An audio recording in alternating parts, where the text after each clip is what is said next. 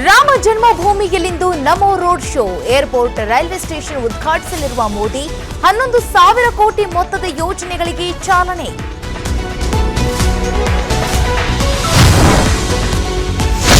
ಅಯೋಧ್ಯೆಗೆ ಪ್ರಧಾನಿ ಭೇಟಿ ಹಿನ್ನೆಲೆ ಹೈ ಅಲರ್ಟ್. ಉಗ್ರಾಂತಕದ ಬೆನ್ನಲ್ಲೇ 5,000 ಪೊಲೀಸರ ನಿಯೋಜನೆ. ಸಿದ್ಧತೆ ಪರಿಶೀಲಿಸಿದ ಸಿಎಂ ಯೋಗಿ, ಸಚಿವ ಅಶ್ವಿನಿ ವೈಷ್ಣವ್.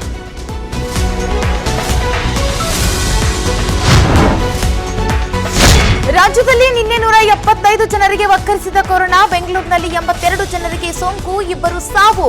ನೆರೆಯ ಕೇರಳದಲ್ಲಿ 83 JN1 ಕೇಸ್ ಪತ್ತೆ.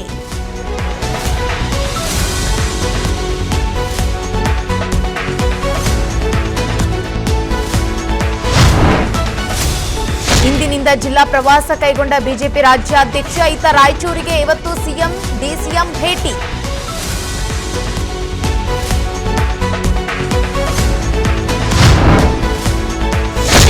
ಬೆಂಗಳೂರಲ್ಲಿ ತಣ್ಣಗಾಗದ ಕರವೇ ಕಾರ್ಯಕರ್ತರ ಕಿಚ್ಚು. ಆರ್ಆರ್ ನಗರದಲ್ಲಿ ಇಂಗ್ಲಿಷ್ ಫ್ಲೆಕ್ಸ್ ಹರಿದು ಆಕ್ರೋಶ. ಆನೇಕಲ್ನಲ್ಲಿ ಬಂಧಿತರ ಬಿಡುಗಡೆಗೆ ಪಂಜಿನ ಮೆರವಣಿಗೆ.